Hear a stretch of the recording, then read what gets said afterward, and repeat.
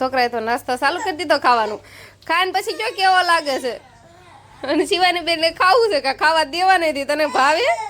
એ કહે છે હંધાય ખાય છે પણ મને કેમ નહીં ખાવા દેતા. રામ રામ ને સીતારામ બધાને. માતાજી હોનું સારું કરે ને બધાને હાચા નરવા રાખે એવી શુભેચ્છા આપું છું. તો ટોરમાં લઈને ને એવું બધું આપણે એને ખાઈ જશે ને વાસીદા ને એવું હંધુય કમ્પ્લીટ થઈ જશે.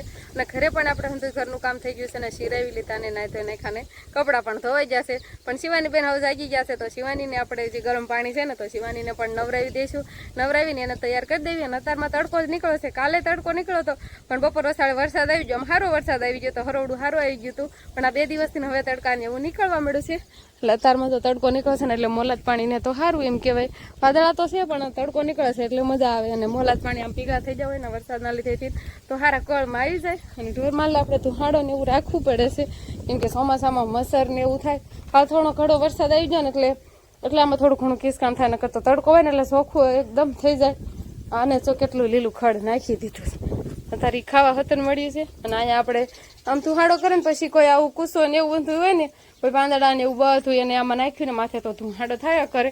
એટલે અત્યારે આવો કાંક ધુહાડો થાય. શિવાની બેન આપણે નવરાવીને તૈયાર કરી દીધા છે ને શિવાની મસ્ત આંજવા નહોતી પણ સાનલો પાવડર ને તેલ માથામાં નાખી દીધું ને માથું ઓળી દીધું નહીં. અને હવે છોકરા નિશાળે જવાની તૈયારી કરે છે ને એટલે એ જોઈ ને જાવું છે એટલે વાલતી થાય. વસભાઈ હંધાય તૈયાર થઈ જશે એટલે હવે જશે નિશાળે હંધાય. અને વસભાઈ વાહ ભાઈ વાહ રામ રામ ને સીતારામ હો હંધાય ને બોલતા આવડી ગયું હવે તો. શિવાની બેન તો કોરે ધીમા ધીમા હલાવે છે કેમ કે બેન ને આવું હોય ભણવા લઈ જાય છે. બાળ મંદિરે બેહાડ દેજો તો નો રે તમે હંધાય હોવ ને ઉરીસા ઘડીક વાર તેલ લે એને જો આવું છે તારા હારે એટલે અંજો તો રાજી થઈ ગઈ. કેટલા દાંત આવ્યા એને અંજો તમારા હારે કેટલા દાંત આવ્યા એને આવું છે. અને વસભાઈ ને અમારે જો સરસ મજાની સાયકલ જૂની પેલા ની હતી પણ થોડી ઘણી રિપેર કરી દીધી છે. ટાયર ને ઊંધું નોખું થઈ ગયું હતું અને સીટ બીટ ઓલી થઈ ગઈ હતી ત્યાં કોથળો બાંધી દીધો એટલે બે એવું થઈ ગયું નહીં બસ. શીખી જાય ને સાયકલ આવડી ગઈ. ને બા હવે છોકરાને મુકાવા જાવ છો શિવાની ને તેડતા જાવ તો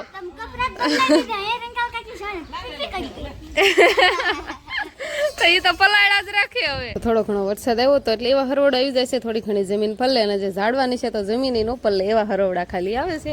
એટલે થોડા ઘણા સાંટા ને એવું આવ્યા રાખે પણ અત્યારે પાછા ઝરમર ઘોડે આવે છે. થોડા ઘણા સાંટા આવે છે. અને આજે હવે આવો વરસાદ શરૂ થયો છે તો આપણે આજે બટેકા અને ઘઉંના લોટમાંથી એક સરસ મજાની વાનગી બનાવવાની છે. એ મેં પહેલી વાર બનાવું છું અને એકેય વાર મેં ખાધી પણ નથી એટલે આજે આપણે પહેલી વાર બનાવી અને જોવી કેવી થાય છે. તો આપણે યુટ્યુબમાં વિડીયો જોયો હતો એટલે મને એમ થયું કે નહીં આ તો મને આવડી જાય છે કે હાલો ને આજે બનાવી. તો બટેકા તો મેં બાફવા મૂકી દીધા છે. હવે તમે વ્લોગમાં તમે કન્ટિન્યુ બના રહેજો એટલે તમને પણ ખબર પડશે કે આજે કેવી વાનગી બટેકા અને ઘઉંના લોટમાંથી બને છે. તો આપણે ધીમે ધીમે હવે વાનગી બનાવવાનું પણ શરૂ કરશું. તો બફાવા મૂકી દીધા છે. બટેકા બફાઈને ત્યાં સુધીનો આપણે ઘઉંનો લોટ બાંધવાનો છે. તો હવે લોટ બાંધી નાખીએ. તો આપણે બટેકાને એવું બફાઈ ગયું છે અને ઘઉંનો લોટ મેં જે બાંધ્યો હતો ને એની પાતળી રોટલી બનાવીને આળી માળી શેકી હોતર નાખી છે. એટલે આ રીતે શેકવાની પાતળી રોટલી આપણે શેકાઈ ગઈ છે. અને હવે આપણે પેલા મસાલો બનાવવાનો છે. એટલે બટેટા ફોલી નાખું બફાઈ જશે. ઠંડુ પાણી મેં થોડુંક નાખી દીધું એટલે ઠરી જાય ને તો ફોલાઈ જાય. અને બાકી જો કોથમરી મરચાં અને ટમેટા ને એવું મેં બધું કટિંગ કરીને રાખ્યું છે. એટલે મસાલો આપણે બટેકા ફોલીને સૂંદો કરીને મસાલો એનો વઘાર લેવાનો છે. તો ફટાફટ બટેકા ફોલી નાખું અને પછી આગળ તમે જોજો કે કેવું હું બનાવું છું. નામ તો મને નથી આવડતું મેં ખાલી ફોનમાં જોઈને શીખી તો નહીં આવું મેં કીધું હું આ બનાવું મેં કીધું. તો આપણે આ રીતે ટમેટા અને મરચાં નાખીને સરસ મજાનો વઘાર લીધો છે. અને હવે આપણે બટેકાનો સૂંદો આમાં મિક્સન કરી દઈશું. એટલે સરસ મજાનું મિક્સન થઈ જાય ને ત્યાં સુધીને આપણે હલાવશું. ટમેટા નાખ્યા અને મરચાં કોથમરી ને ખાંડ ને મીઠું ને મરચું જે આપણે સ્વાદ પ્રમાણે જેટલી જરૂર હોય ને એટલું આપણે હંધોઈ નાખ્યું છે. હવે આપણે ઘઉંની રોટલી તો આપણે તૈયાર જ હતી અને સૂંદો પણ આપણે તૈયાર જ હતો. હવે રોટલી ઉપર આ રીતે આપણે સૂંદો મૂકવાનો છે. સરસ મજાનું ઓરસ સોરસ આપણે અત્યારે સૂંદો મૂકવાનો થાય. ઓરસ સોરસ આપણે મૂકી દેવી અને પછી આપણે આ રોટલીને ફોલ્ડ કરવાની છે એટલે વાળવાની છે. આ રીતે આ બાજુથી વાળશું ચારે બાજુથી આપણે વાળશું. આ ઘઉંનું લોટનું જ મેં ઓલું કર્યું છે આમ ચોટાડવા માટે.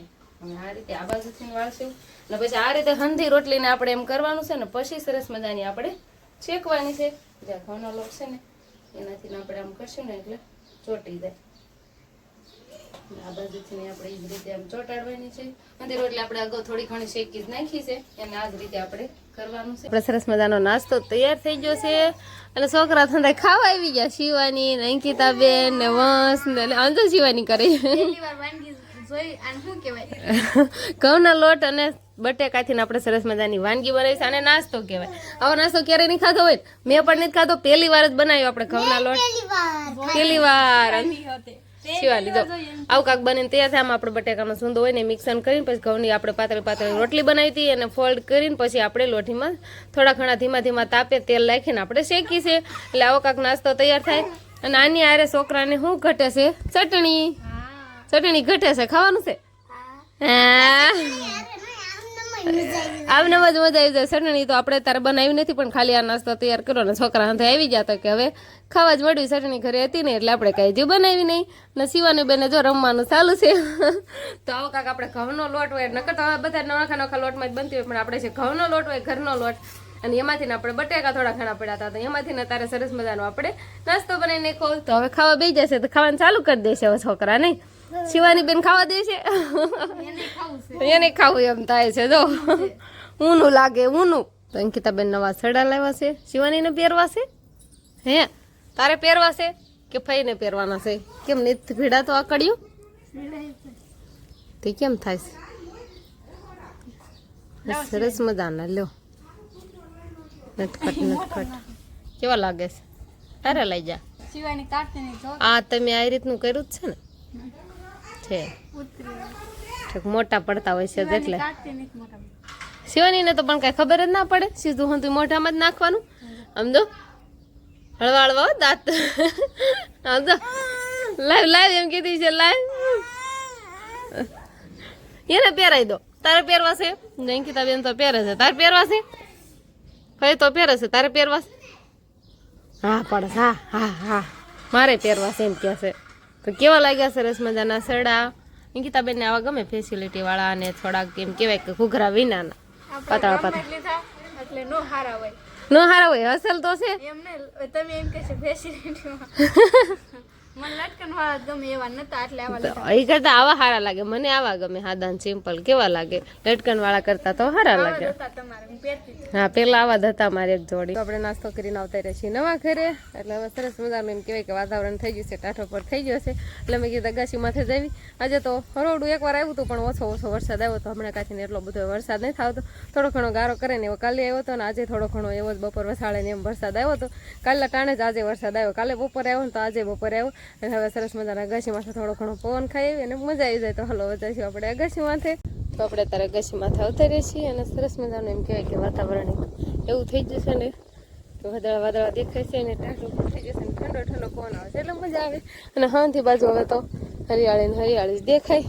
અને હવે ચોમાસું છે એટલે ઢોરમાં એટલે ધુહાડા ને એવું ચાલુ થઈ જાય એટલે અહીંયા જો ધુહાડો કરવાનું ચાલુ થઈ જશે. પેલા જે ગઈ હોય ને પછી એની માથે કૂસો નાખે એટલે ધુહાડો થાય એટલે મસર કે માખીને ઉઠવાને ન કંદડે. અને સણ તો અત્યારે તો ખૂટી ગઈ છે પણ અત્યારે હવે પક્ષી નો આવે સાંજ વેળાના. તો શિવાની બેન આપણને ભાળીને હવે રોવાનું ચાલુ કર્યું છે. હા અમે ખાટલે બેઠા હતા ને હા શિવાનીને રમાડતા તો ભાળી ગયા ને એટલે હવે એને આવવું છે પણ હંધા એકા બીજી છોકરા તેડશે એટલે વાંધો નહીં આવે. બેનને વૈયાવું હોય આપણી પાસે ભાળી જાય ને એટલે અહીંયા ઠેઠ હવે ભાળી જાય એટલી નજર એની ભોગવા મળી છે. આપણે જૂના ઘરે હોય નવા ઘરે પગી જાય ને તો એ ધ્યાન જ રાખે એક સારી અને આવું હોય ને હારે તો રોવાનું ચાલુ રાખે. તો હાલો હવે શિવાની બેન રોવાનું ચાલુ રાખે એ કરતા આપણે હવે નીચે જતા રહેવી. શિવાની બેન ને હક્કવે આવે છે. હાલે છે ઉરીસા હલાવે છે. હાલો હાલો હાલો આજે નાના પગ પસાડે નાના પગ પસાડે. અને મસ્તભાઈ અમારે સાયકલ લીધી છે ને એટલે સાયકલ ફેરાયા ફેરે. કપડા નથી બદલાવ્યા નિશાળે થઈને આવી. કપડા નથી બદલાવાના મસ્ત તારે? ઓલા ઘરે બદલાવા જશો? શિવાની બેન ને ગારામાં હાલવાનું છે બસ ને. શિવાની બેહાર દે સાયકલ માં બેહાર દેવી છે હે? બે સવારી એને નો આવડે રેવા દેવું રીસા વાહ દોડ. તો શિવાની બેન તો હંતાઈ છોકરા એટલે બહાર રમે છે પણ આપણે હવે વાળું પાણીનું ને એવું હંધો તૈયારી કરવી પડશે. નાસ્તો તો હંતાઈ છોકરાને હંતાઈ થઈ ગયો પણ વાળુનું આપણે ટાણું થઈ ગયું એટલે વાળું પણ બનાવવી પડે આપણે. ને શિવાની બેન રમે છે ને કે આપણે વહેલા હાર જ વાળુનું બનાવી નાખ્યું એટલે પછી ઉપાધિ ને શિવાની રે નો રે એટલે હબ હબ આપણે તારે શિવાની રમે છે ને કા વાળુનું હવે તૈયાર કરવા માંડવી. ઘઉંની રોટલી બનાવી નાખી છે અને બાકી આપણે ચણાની દાળ બનાવી છે એટલે બીજું કંઈ નહીં જોયું. ત્યારે ચણાની દાળ છે ને ઘઉંની રોટલી, એટલું આપણે વાળુંમાં છે. આપણે ત્યારે વાળું પાણીને એવું બધું કમ્પ્લીટ થઈ ગયું છે. અને શિવાની બેનની પથારી આપણે રેડી કરવી છે. ગોદડીને એવું તો પાથરીને તૈયાર કરવાળું છે, પણ એક મસરદાની બાંધવાની છે. અને બહાર હજી વાળુંનું હાલે છે. બહાર હજી હંતા વાળું કરવા બેઠા છે. બસભાઈને જો વાળું કરવા બિહારે છે પરાને. અને બસ હવે મસરદારને એવું બાંધી દેવી અને શિવાની બેનને આપણે હોરાઈ દેવી. તો બસ હવે આજનો દિવસ કાંક આપણે આવો રહ્યો. તો આ સાથે જ હવે આજનો વ્લોગ આપણે અહીંયા પૂરો કરશું. તો વિડીયો તમને કેવો લાગ્યો કમેન્ટમાં જરૂર કહેજો. અને જો પસંદ આવ્યો હોય તો લાઈક કરજો, શેર કરજો. અને ચેનલમાં નવા હોય તો ચેનલને સબસ્ક્રાઈબ કરી લેજો. તો ફરી પાછા મળશું આપણે નવા વ્લોગમાં. તો બાય બાય.